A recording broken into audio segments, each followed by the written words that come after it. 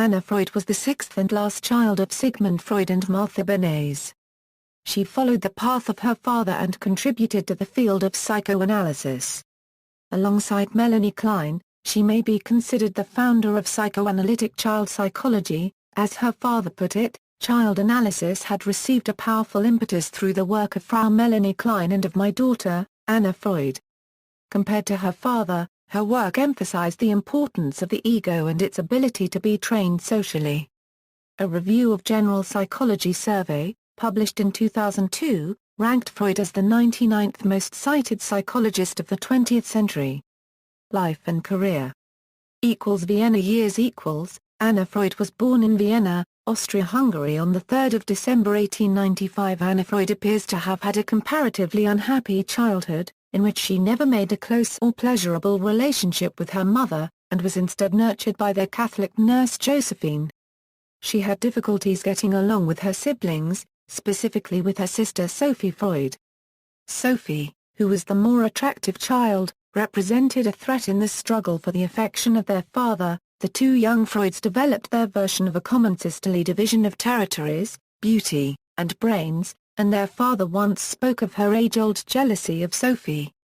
As well as this rivalry between the two sisters, Anna had other difficulties growing up. A somewhat troubled youngster who complained to her father in candid letters how all sorts of unreasonable thoughts and feelings plagued her.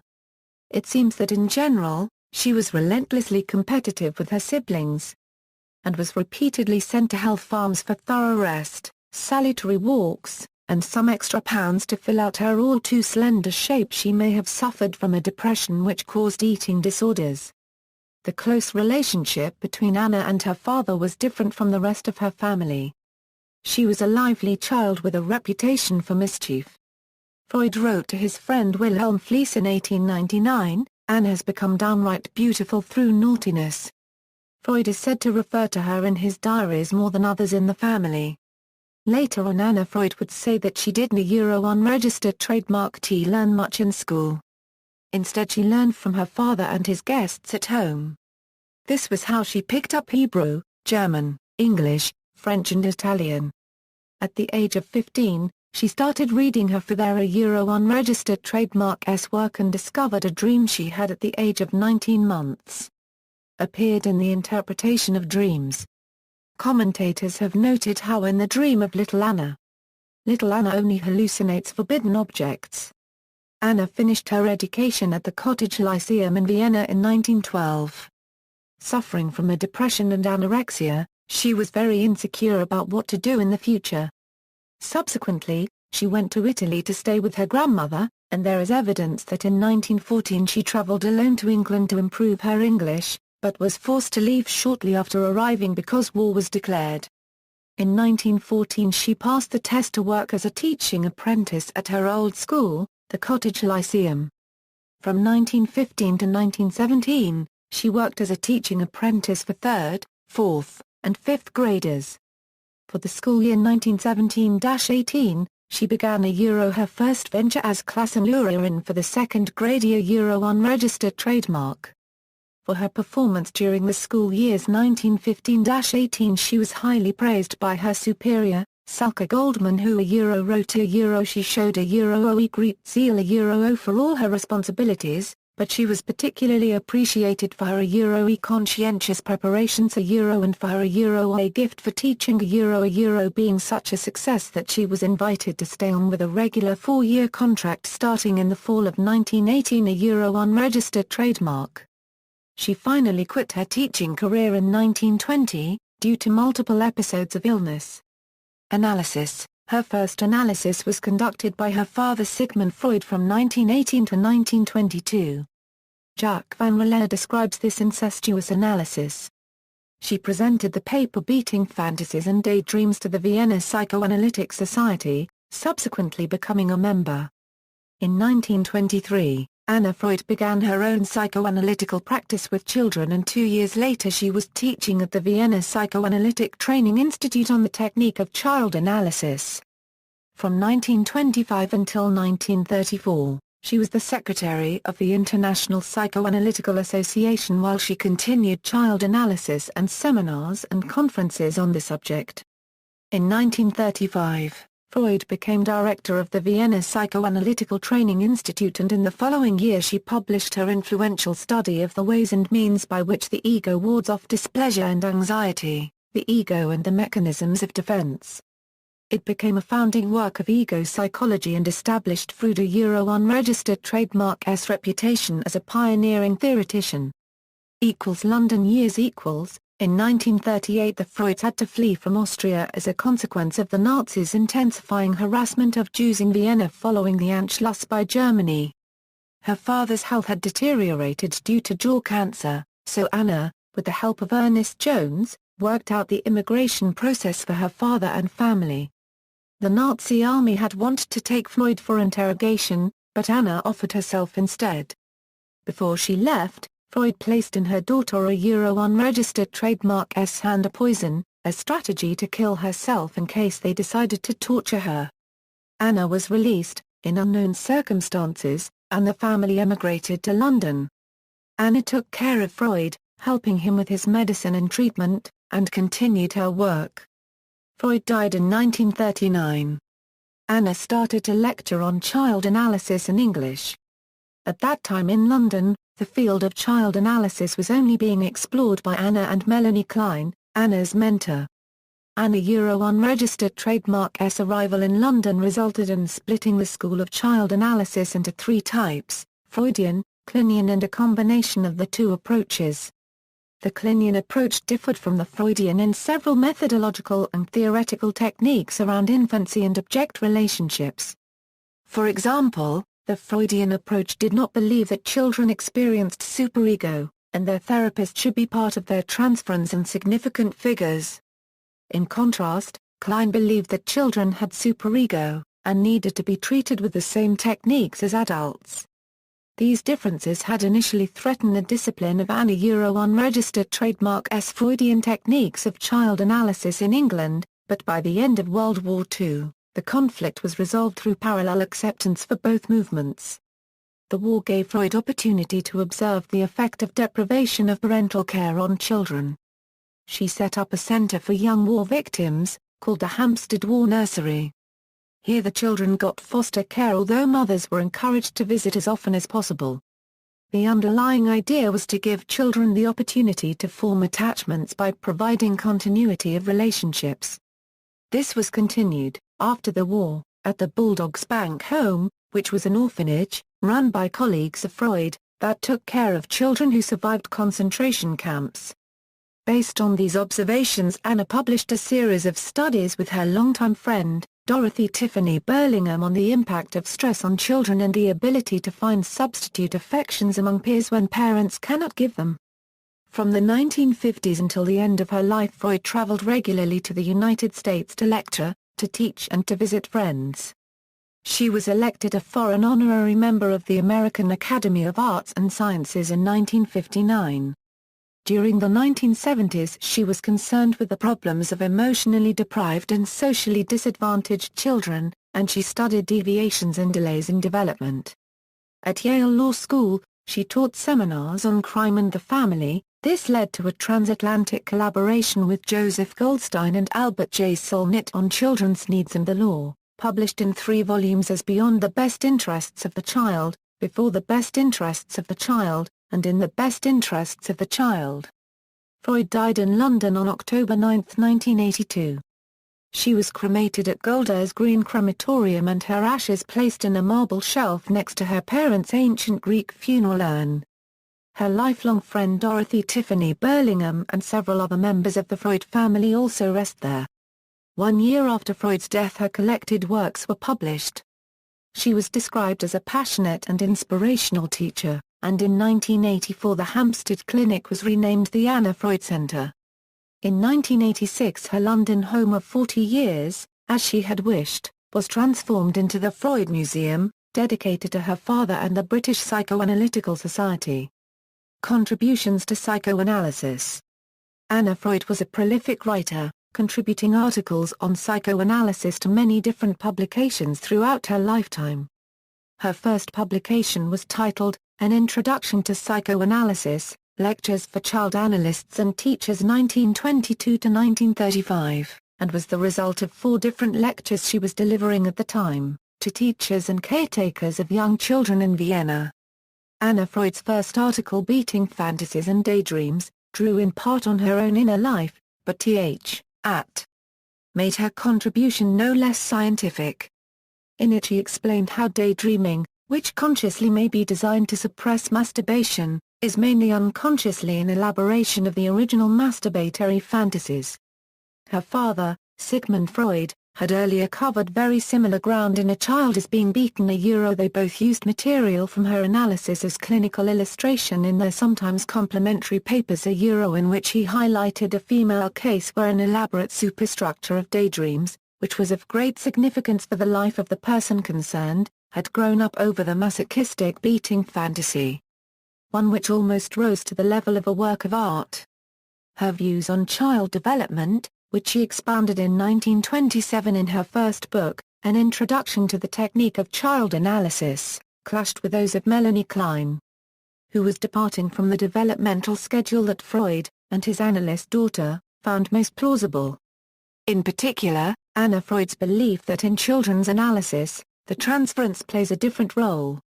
And the analyst not only represents mother, but is still an original second mother in the life of the child, became something of an orthodoxy over much of the psychoanalytic world.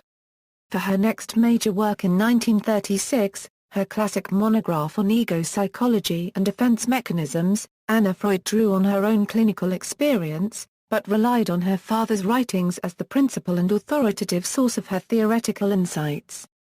Here her cataloguing of regression, repression, reaction formation, isolation, undoing, projection, introjection, turning against the self, reversal and sublimation helped establish the importance of the ego functions and the concept of defense mechanisms, continuing the greater emphasis on the ego of her father.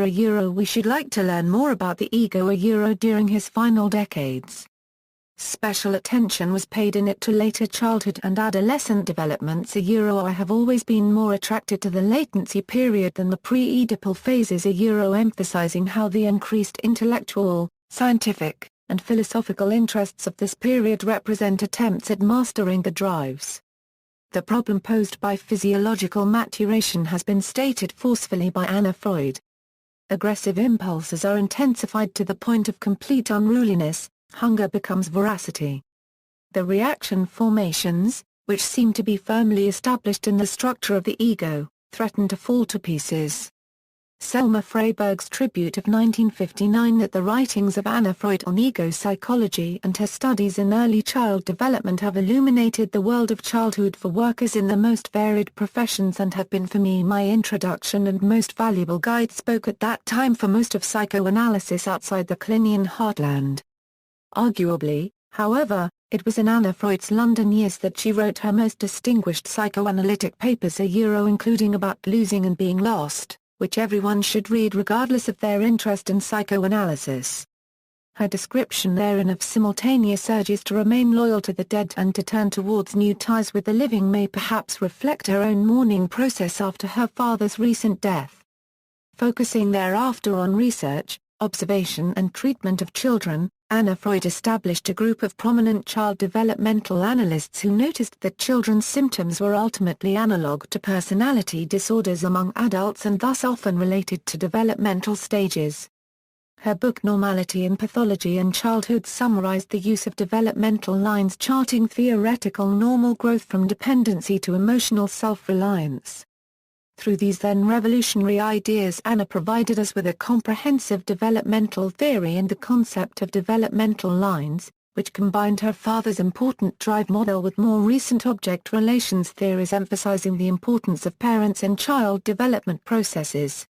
Nevertheless, her basic loyalty to her father's work remained unimpaired, and it might indeed be said that she devoted her life to protecting her father's legacy. In her theoretical work there would be little criticism of him, and she would make what is still the finest contribution to the psychoanalytic understanding of passivity, or what she termed altruistic surrender. Excessive concern and anxiety for the lives of his love objects. Sigmund Freud biographer Louis Breger observed that Anna Freud's publications contain few original ideas and are, for the most part, a slavish application of her father's theories. Jacques Lacan called Anna Freud the plumb line of psychoanalysis. Well, the plumb line doesn't make a building, but it allows us to gauge the vertical of certain problems. With psychoanalysis continuing to move away from classical Freudianism to other concerns, it may still be salutary to heed Anna Freud's warning about the potential loss of her father's emphasis on conflict within the individual person, the aims, ideas and ideals battling with the drives to keep the individual within a civilized community. It has become modern to water this down to every individual's longing for perfect unity with his mother. There is an enormous amount that gets lost this way. Opinions on psychoanalysis, dear John. You asked me what I consider essential personal qualities in a future psychoanalyst. The answer is comparatively simple. If you want to be a real psychoanalyst, you have to have a great love of the truth, scientific truth as well as personal truth, and you have to place this appreciation of truth higher than any discomfort at meeting unpleasant facts, whether they belong to the world outside or to your own inner person. Further, I think that a psychoanalyst should have interests beyond the limits of the medical field. In facts that belong to sociology, religion, literature, and history. Otherwise his outlook on his patient will remain too narrow. This point contains the necessary preparations beyond the requirements made on candidates of psychoanalysis in the institutes. You ought to be a great reader and become acquainted with the literature of many countries and cultures. In the great literary figures you will find people who know at least as much of human nature as the psychiatrists and psychologists try to do. Does that answer your question? In perhaps not dissimilar vein, she wrote in 1954 that with due respect for the necessary strictest handling and interpretation of the transference, I feel still that we should leave room somewhere for the realization that analyst and patient are also two real people, of equal adult status, in a real personal relationship to each other. Publications, Freud, Anna. The Writings of Anna Freud, 8 volumes. New York, Indiana University of Pennsylvania, Volume 1. Introduction to Psychoanalysis, Lectures for Child Analysts and Teachers, Volume 2. Ego and the Mechanisms of Defense. 1968, Volume 3. Infants Without Families Reports on the Hampstead Nurseries by Anna Freud, Volume 4. Indications for Child Analysis and Other Papers, Volume 5. Research at the Hampstead Child Therapy Clinic and Other Papers, Volume 6. Normality in Pathology and Childhood, Assessments of Development, Volume 7. Problems of Psychoanalytic Training, Diagnosis, and the Technique of Therapy, Volume 8.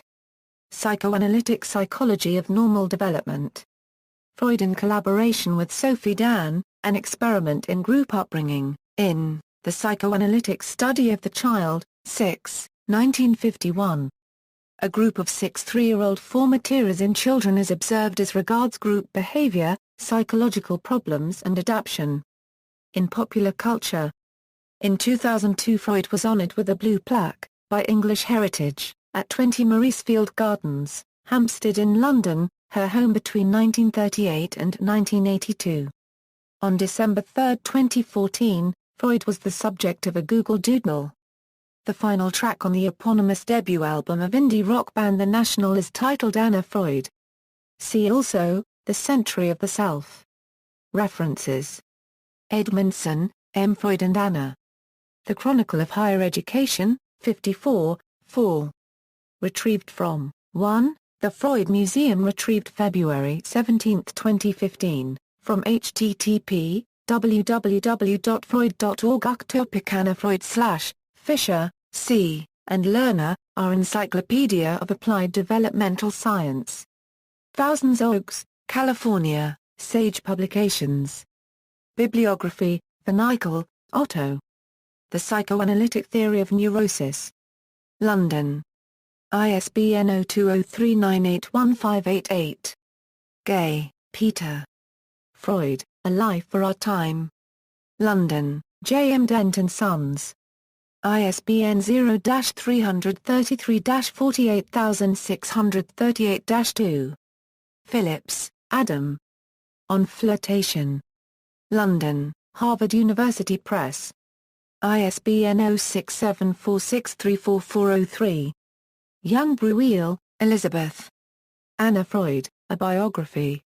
New York, Summit Books.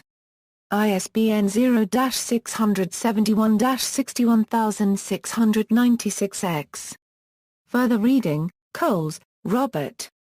Anna Freud, The Dream of Psychoanalysis. Reading Massachusetts Addison Wesley. ISBN 0-201-57707-0. Peters, Ur Henrik. Anna Freud, A Life Dedicated to Children.